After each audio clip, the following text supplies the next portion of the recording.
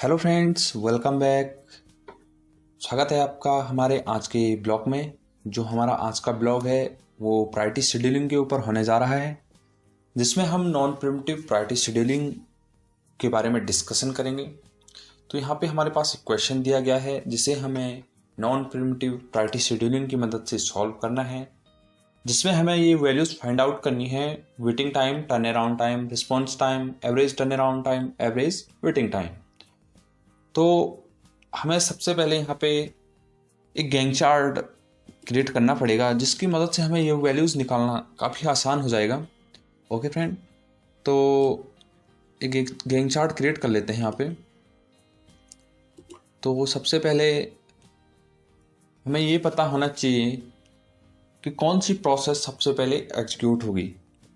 तो मैंने पिछली वीडियोज़ में भी डिस्कस करा है, जिस प्रोसेस का अराइवल टाइम 0 होगा वो प्रोसेस सबसे पहले एग्जीक्यूट होगी। तो यहाँ पे P1 प्रोसेस का अराइवल टाइम हमें दिख रहा है 0 है, बट यहाँ पे एक कंडीशन और है। यहाँ पे एक प्रायोरिटी ऐड हो गई है। हमें प्रायोरिटी के बेस पे भी यहाँ पे चेक करना पड़ेगा कि कौन सी प्रोसेस सबसे पहले एग्जीक्यूट होगी। तो प्रायोरिटी को हमें यहाँ पे चूज करना पड़ेगा लाइक दैट। आप यहाँ पे 1 को हाईएस्ट प्रायोरिटी भी दे सकते हैं और 5 को भी हाईएस्ट प्रायोरिटी दे सकते हैं। तो आप पे डिपेंड करता है आप किस तरह से देख रहे हैं। तो मैं यहाँ पे जैसे 1 को हाईएस्ट प्रायोरिटी देता हूँ, तो मुझे इसी बेस पे सॉल्व करना पड़ेगा और इसी बेस पे हम ये वैल्यूज फाइंड आउट करेंगे। तो मैंने यहाँ पे हाईएस्ट प्रायोरिटी 1 को दे दी है। तो हम सबसे पहले यहाँ पे चेक करेंगे टेबल में कि सबसे हाईएस्ट प्रायोरिटी किसकी है। तो यहाँ पे हाईएस्ट प्रायोरिटी देखी मैंने 1 है। P2 प्रोसेस की हाईएस्ट प्रायोरिटी है 1। ओके, देन मैं चेक करूँगा इसका अराइवल टाइम क्या है। यहाँ पे अराइवल टाइम 4 है। तो मैं फिर चेक करूँगा टेबल में कि किसी अदर प्रोसेस का अराइवल टाइम 4 से कम है क्या। हाँ, P3 प्रोसेस का अराइवल टाइम 2 है, बट P3 प्रोसेस के अराइवल टाइम से भी कम है, 0 है। किसका? P1 का। ओके, तो उस प्रोसेस कहाँ से स्टार्ट होगी?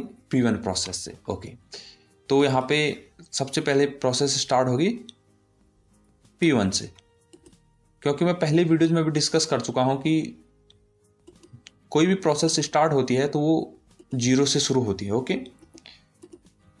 अब आप देख सकते हैं ये प्रोसेस कितनी एग्जीक्यूट होगी। ये है नॉन प्रिमिटिव। तो नॉन प्रिमिटिव कहता है कि जो प्रोसेस एक चक्कर अगर स्टार्ट होगी तो उस प्रोसेस को कंप्लीटली एग्जीक्यूट कर दो, कंप्लीट उसे रन कर दो, देन अदर प्रोसेस को क्या करो? स्टार्ट करो। तो यहाँ पे हमारी P1 प्रोसेस क्या होगी?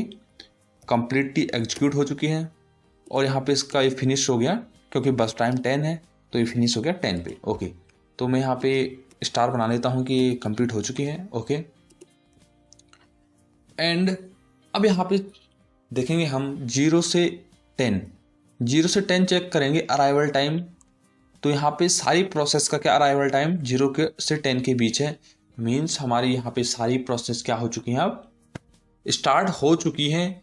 अब हमें क्या करना है? प्रायोरिटी के बेस पे इन सारी प्रोसेस को क्या करना है? हमें एग्जीक्यूट करना है, रन करना है यहाँ पे।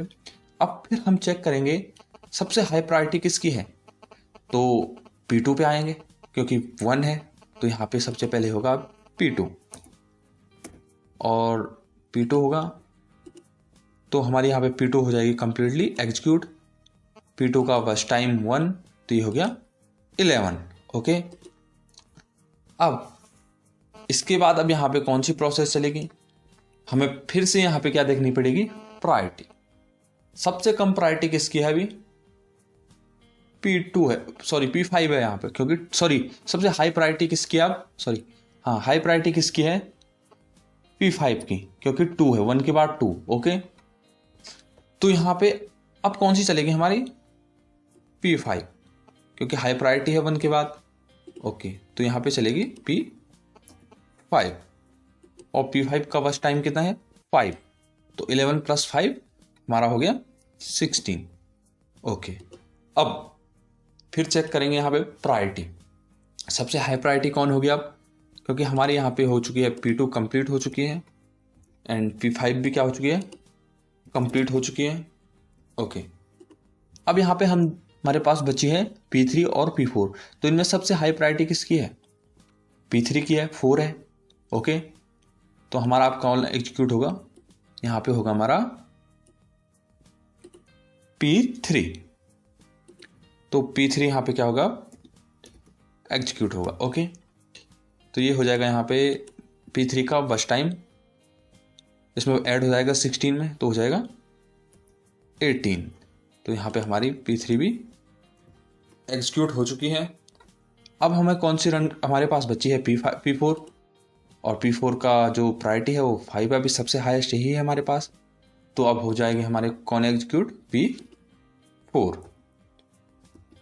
ओके, और इसमें ऐड हो जाएगा इसका बस टाइम P4 का 1, ये हो गया 19। ओके, तो हमने यहाँ पे देखा किस तरीके से हमारा गैंग चार्ट क्रिएट हुआ, और यही गैंग चार्ट हमारी इन वैल्यूज़ को फाइंड आउट करने में बहुत हेल्पफुल होता है, जिसकी मदद से हम ये वैल्यूज ईजिली फाइंड आउट करते हैं। हमारे पास यहाँ पे फॉर्मूले लिखे हैं। अब हमें क्या निकालना है? Waiting time. तो वेटिंग टाइम होता है बस time plus arrival time minus process finish time. Process finish time आएगा गैंग चार्ट की मदद से, और बस टाइम अराइवल टाइम हमारे पास टेबल में दिया गया है, इसलिए ही मैंने ये टेबल क्रिएट की है। ये वैल्यूज हम इजीली यहाँ पे निकाल सकते हैं। ओके, अब हम निकालते हैं वेटिंग टाइम P1 प्रोसेस का। तो P1 प्रोसेस का जो वेटिंग टाइम आएगा वो कैसे आएगा? P1 का बस टाइम कितना है? 10 plus arrival time 0। Okay, minus उसका क्या करेंगे? Process finish time. तो P1 का प्रोसेस फिनिश टाइम क्या है? 10, तो हमारा क्या आया waiting time? 0। Okay, then P2 process का वेटिंग टाइम कैसे निकालेंगे? P2 का बस टाइम क्या है? 1 प्लस उसका अराइवल टाइम क्या है? 4 माइनस प्रोसेस फिनिश टाइम क्या है P2 का? आप देख सकते हैं 11। ओके, तो आ जाएगा 6। ठीक, आप माइनस ना लिखें, यहाँ पे 6 लिखें। ओके, देन P3 प्रोसेस का बस टाइम क्या है P3 प्रोसेस का? 2 प्लस अराइवल टाइम क्या है P3 प्रोसेस का? 2। ओके, 4, और उसका प्रोसेस फिनिश टाइम क्या है P3 प्रोसेस का? तो यहाँ पे चेक करेंगे 18। ओके, तो ये आएगा 14। ओके, आप फॉर्मूले की मदद से इसे सॉल्व करेंगे। ओके,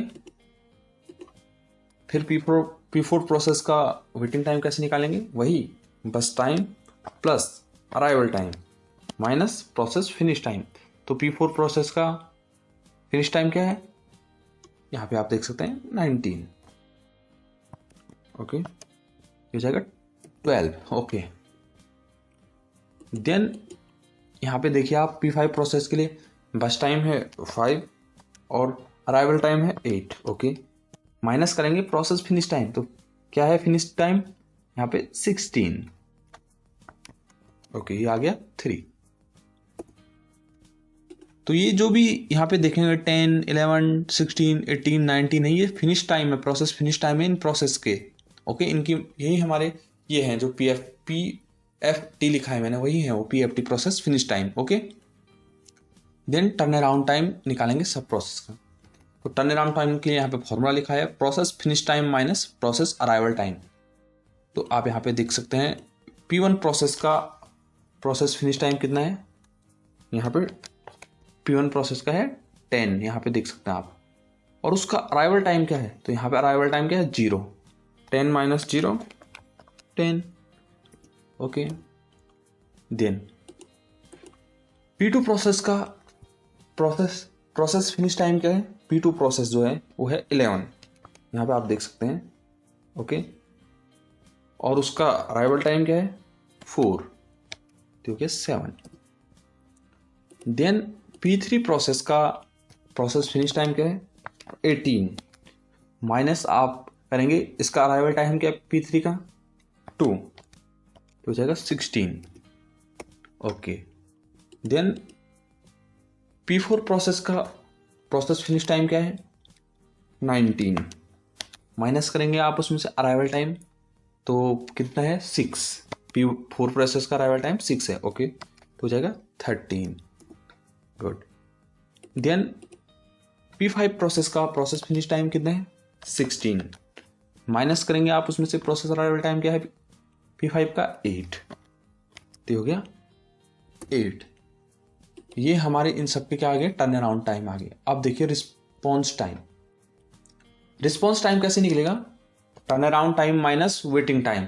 तो यहाँ पे देख सकते हैं हमारे पास क्या है टर्न अराउंड टाइम है, वेटिंग टाइम है, टेबल में दी गई, तो और इजी हो जाता है सॉल्व करने के लिए। ओके, तो ये हो जाएगा 10 हो जाएगा इसका रिस्पॉन्स टाइम P1 का, और इसका 1 हो जाएगा क्योंकि 7 माइनस 6 1 हो जाएगा, यहाँ पे 2 हो जाएगा, ओके, यहाँ पे 1 हो जाएगा, यहाँ पे 5 हो जाएगा।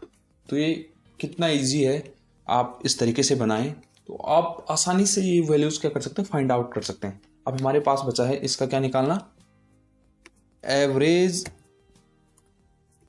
Waiting time. ओके, तो एवरेज वेटिंग टाइम निकालने के लिए हमें क्या करना पड़ेगा, इसका एवरेज वेटिंग टाइम निकालेंगे जब हम, तो हमें इन सब का प्रोसेस का वेटिंग टाइम क्या करना पड़ेगा ऐड करना पड़ेगा। तो जितनी भी प्रोसेस उन सब का वेटिंग टाइम क्या करो ऐड करो, 0 + 6 + 14 + 12 + 3 हो गया 35, और कितनी ये हो गया 35, ये आपको बता दूं मैं कैसे हो रहे हैं 35, 0 + 6 + 14 + 12 + 3, ओके, डिवाइडेड बाय कितनी प्रोसेस है 5, तो हो जाएगा 35 डिवाइडेड बाय 5, ये हो जाएगा 7। ये आ गया हमारे पास क्या एवरेज वेटिंग टाइम। अब निकालना है एवरेज टर्न अराउंड टाइम। तो जितने भी टर्न अराउंड टाइम है जितनी भी प्रोसेस का सबको ऐड कर दो। तो हम ये करेंगे 10 + 7 + 16 + 13 + 8 हो जाएगा 54, ओके, 13 + 8 एंड डिवाइडेड बाई 5 क्योंकि 5 प्रोसेस हैं, डिवाइडेड बाई 5 तो 54, ओके, डिवाइडेड बाई 5 10.8 समथिंग कुछ आ रहा है। तो ये है इसका एवरेज वेटिंग टाइम और एवरेज टर्न अराउंड टाइम। इस तरीके से आप नॉन प्रिम्प्टिव प्रायोरिटी शेड्यूलिंग्स की मदद से इस क्वेश्चन को सॉल्व कर सकते हैं, इस क्वेश्चन को। आई होप फ्रेंड आपको वीडियो समझ में आया होगा, अच्छा लगा होगा। तो लाइक कीजिए, शेयर कीजिए, सब्सक्राइब कीजिए। तब तक के लिए बाय बाय, मिलते हैं नेक्स्ट वीडियो में। Okay, thank you.